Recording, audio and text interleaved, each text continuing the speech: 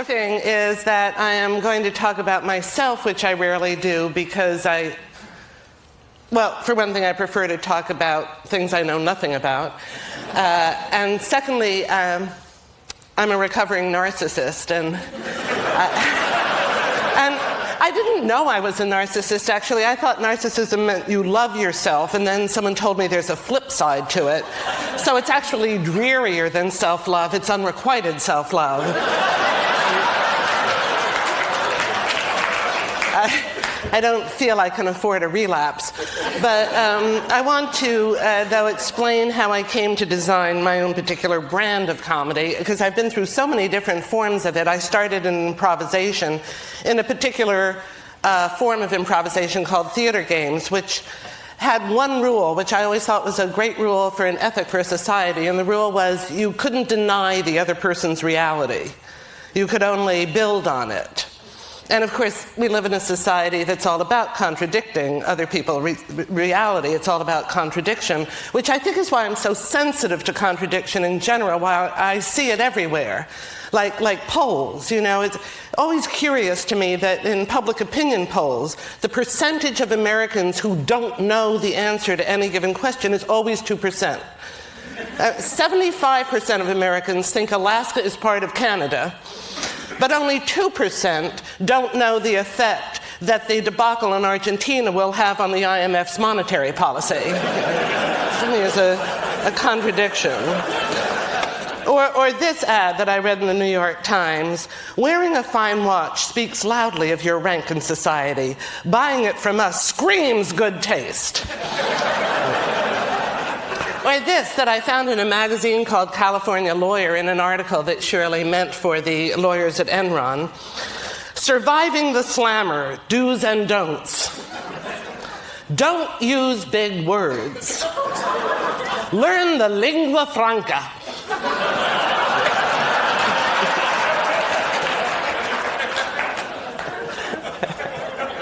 Yeah, lingua this, Frankie. And I suppose it's a contradiction that I talk about science and when I don't know math, you know, because, and by the way, I was so grateful to Dean Kamen for pointing out that one of the reasons, that there are cultural reasons that women and minorities don't enter the fields of science and technology. Because, for instance, the reason I don't do math is I was taught to do math and read at the same time. So you're 6 years old, you're reading Snow White and the Seven Dwarfs. It becomes rapidly obvious that there are only two kinds of men in the world, dwarves and Prince Charmings, and the odds are 7-1 against your finding the prince. That's why little girls don't do math, it's too depressing.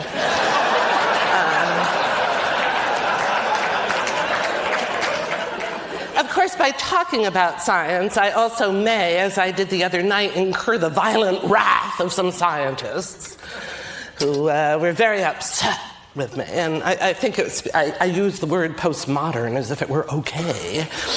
And they got very upset. And one of them, to his credit, I think really just wanted to engage me in a serious argument. I don't engage in serious arguments. I don't approve of them. Because arguments, of course, are all about contradiction, and they're shaped by the values that I have questions with the values of Newtonian science, like rationality. You're supposed to be rational in an argument. Well, rationality is constructed by what Christy Hefner was talking about today, that mind-body split, you know? So the head is good, body bad, head is ego, body id. When we say I, as when Rene Descartes said, I think, therefore I am, we mean the head. And as David Lee Roth sang in Just a Gigolo, I ain't got no body. So that's how you get rationality. And that's why so much of humor is the body asserting itself against the head. That's why you have toilet humor and sexual humor, and that's why you have the Raspini brothers, you know, whacking Richard in the genital area. And we're laughing doubly then because it's the, you know, he's the body, but it's also... Richard, what did I say? Richard, yes, but it's also the head. The head of the conference. Because that's the other way that humor, like Art Buchwald, it takes shots at the heads of state. You know, he asserts it doesn't make quite as much money as potty humor, I'm sure, but nevertheless, what makes us treasure you and adore you. And there's also a contradiction in rationality in this country, though, which is as much as we revere the head, we're very anti-intellectual. I know this because I read in the New York Times, the Ayn Rand Foundation took out a full-page ad after September 11th, in which they said, the problem is not Iraq or Iran.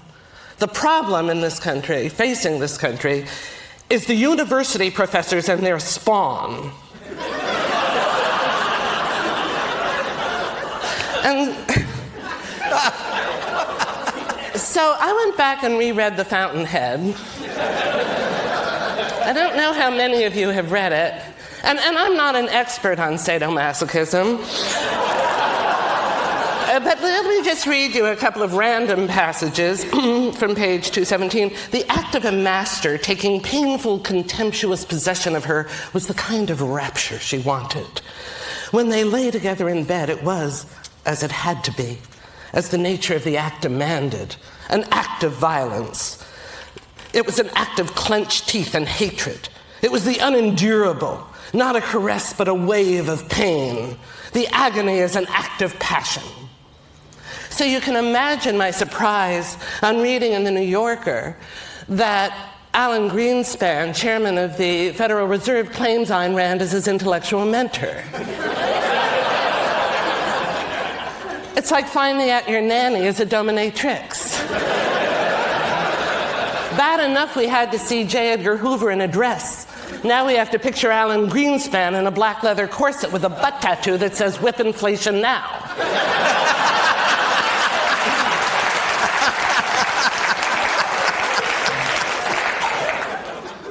And Ayn Rand, of course, Ayn Rand is famous for a philosophy called objectivism, which it reflects another value of Newtonian physics, which is objectivity, you know, and objectivity basically is constructed in that same S&M way. It's the subject subjugating the object. That's how you assert yourself. You make yourself the active voice, and the object is the passive no voice. I was so fascinated by that Oxygen commercial.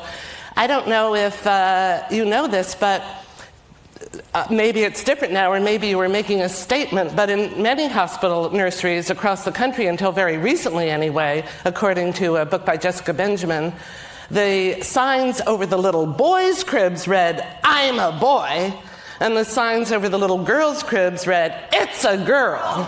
Yeah. So the passivity was culturally, projected onto the little girls. And, this still goes on. As I think I told you last year, there's a poll that proves this, a poll that was given by Time magazine in which only men were asked, have you ever had sex with a woman you actively disliked? And, 58% said yes, which I think is overinflated, though, because so many men, if you just say, have you ever had sex? Yes! They don't even wait for the rest of the word. And of course, 2% did not know whether they'd had. That's the first callback of my attempted quadruple. So this subject-object thing, is part of something I'm very interested in, because this is why, frankly, I believe in political correctness. I do. I think it can go too far. I think Ringling Brothers may have gone too far with an ad they took out in the New York Times magazine. We have a lifelong emotional and financial commitment to our Asian elephant partners. Maybe too far, but, I think that I don't think that a person of color making fun of white people is the same thing as a white person making fun of people of color, or a woman making fun of men is the same as men making fun of women, or poor people making fun of rich people the same as rich people. I think you can make fun of the haves, but not the have-nots, which, is why you don't see me making fun of Kenneth Lay and his charming wife. Because, what's funny about being down to 4 houses? And I really learned this lesson during the during the sex scandals of the Clinton administration, or as I call them, the good old days, when people I knew, people who considered themselves liberal and everything else, were making fun of Jennifer Flowers and Paula Jones, and basically they were making fun of them for being trailer trash or white trash. And it seems, I suppose, like a harmless prejudice and that you're not really hurting anybody until you read, as I did, an ad in the Los Angeles Times. For sale, white trash compactor.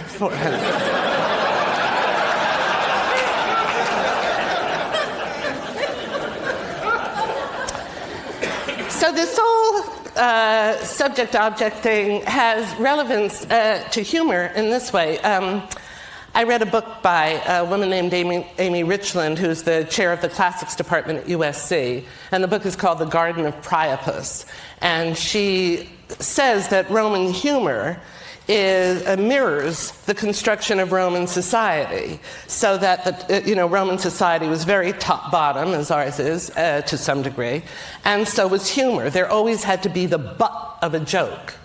So it was always the satirist, like Juvenal or Marshall, represented the audience, and he was going to make fun of the outsider, the person who didn't share that subject status.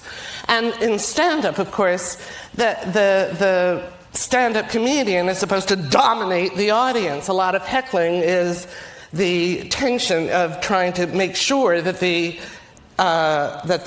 comedian is going to be able to dominate and overcome the heckler. And I got good at that when I was a stand-up, but I always hate it because they were dictating the terms of the interaction in the same way that engaging in a serious argument determines the content, to some degree, of what you're talking about.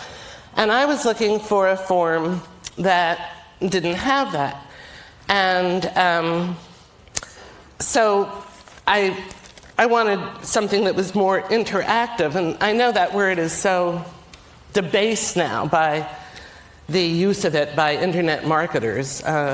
Yeah, I really miss the old telemarketers now, I'll tell you that. I do, because at least there you stood a chance. I honestly used to actually hang up on them, but then I read in Dear Abby that was rude. So the next time one called, I let him get halfway through his spiel, and then I said, "You sound sexy." He hung up on me.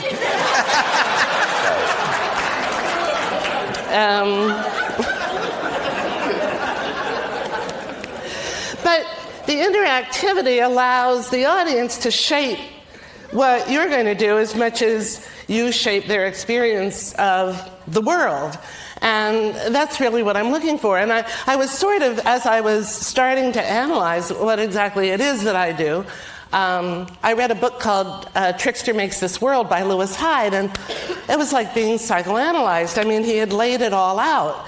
And then coming to this conference, I realized that most everybody here shared those same qualities, because really what Trickster is an agent of change. Trickster is a change agent, and the qualities that I'm about to describe are the qualities that make it possible to make change happen. And one of these is boundary crossing. I think this is what in fact, infuriated the scientists, but I like to cross boundaries. I like to, as I said, talk about things I know nothing about. And I hope that's my agent, because you aren't paying me anything. And I think it's good to talk about things I know nothing about, because I bring a fresh viewpoint to it. I'm able to see the contradiction that you may not be able to see. Like, for instance, a mime once, or a meme as he called himself. He was a very selfish meme. And he said that I had to show more respect because it took up to 18 years to learn how to do mime properly. And I said, well, that's how you know only stupid people go into it. It only takes 2 years to learn how to talk.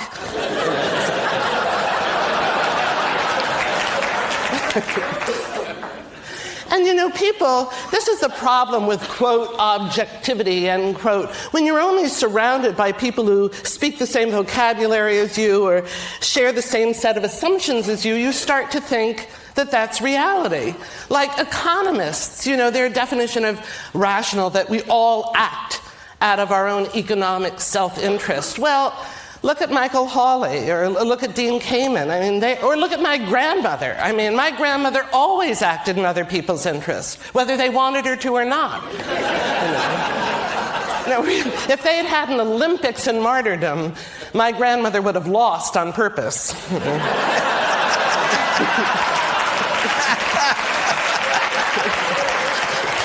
No, you take the prize. You're young, I'm old. Who's going to see it? Where am I going? I'm going to die. It's very... So that's this boundary crossing, this being a go-between, which Fritz Lanting, is that his name, actually said, that he was a go-between. That's an actual quality of the trickster. And another is non-oppositional strategies. And this is, instead of contradiction, where you deny the other person's reality, you have paradox, where you allow more than one reality to coexist. I think there's another philosophical construction.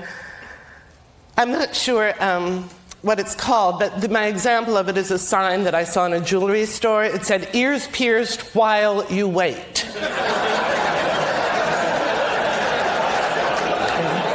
There, the alternative just boggles the imagination. Oh, no, thanks, Phil, but I'll leave him here. Thanks very much. I have some errands to run, so I'll be back to pick him up around 5, if that's okay with you. What? Can't hear you, Bob.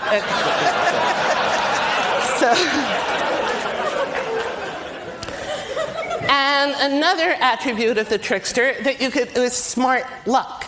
That accidents, that Louis Kahn talked about accidents. This is another quality of the trickster. The trickster has a mind that is prepared for the unprepared.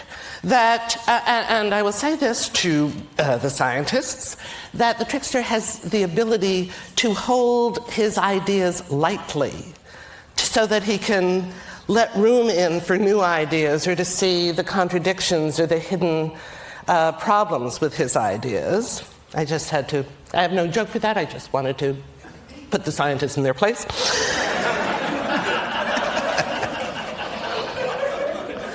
But here's how I think I like to make change, and that is in making connections.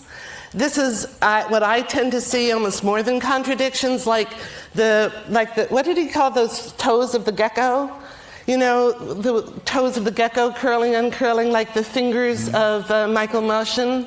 I love connections. Like, I'll read that one of the 2 attributes of matter in the Newtonian universe. There are 2 attributes of matter in the Newtonian universe. One is space occupancy. Matter takes up space, and I guess the more you matter, the more space you take up, which explains the whole SUV phenomenon,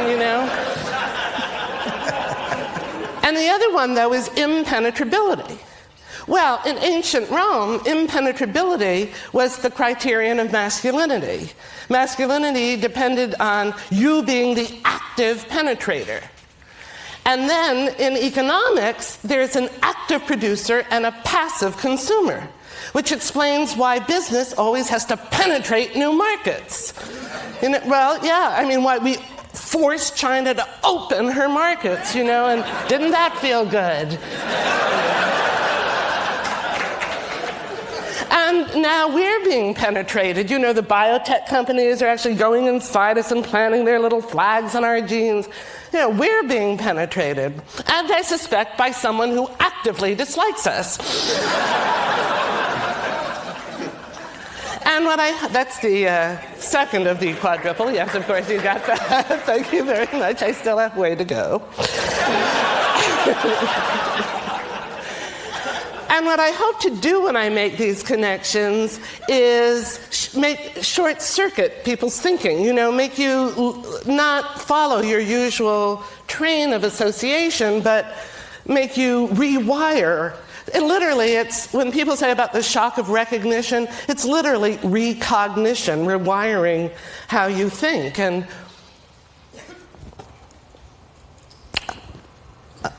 I had a joke to go with this, and I've forgotten it. I'm so sorry. I'm getting like the woman in that joke about, have you heard this joke about the woman driving with her mother? And the mother is elderly, and the mother goes right through a red light, and the daughter doesn't want to say anything. She doesn't want to be like, you're too old to drive. And then the mother goes through a second red light, and the daughter says, as tactfully as possible, Mom, are you aware that you just went through 2 red lights? And the mother says, oh, am I driving?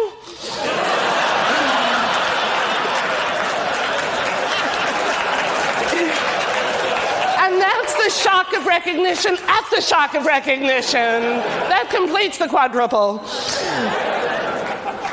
And I just want to say 2 more things. One is another characteristic of Trickster is that the trickster has to walk this fine line. He has to have poise. And you know, the biggest hurdle for me in doing what I do is constructing my performance so that it's prepared and unprepared. Finding the balance between those things, and always dangerous because you might tip off too much in the direction of unprepared, but being too prepared doesn't leave room for the accidents to happen. And I was thinking about what Moshe Safdie said yesterday about beauty, because in his book, Hyde says that sometimes Trickster can tip over into beauty, but to do that, you have to lose all the other qualities, because once you're into beauty, you're into a finished thing. You're into something that occupies space and inhabits time. It's an actual thing. And it is always extraordinary to see a thing of beauty. But if you don't do that, if you allow for the accident to keep on happening, you have the possibility of getting on a wavelength. You know, with your, I like to think of it, of what I do is, you know, as a probability wave.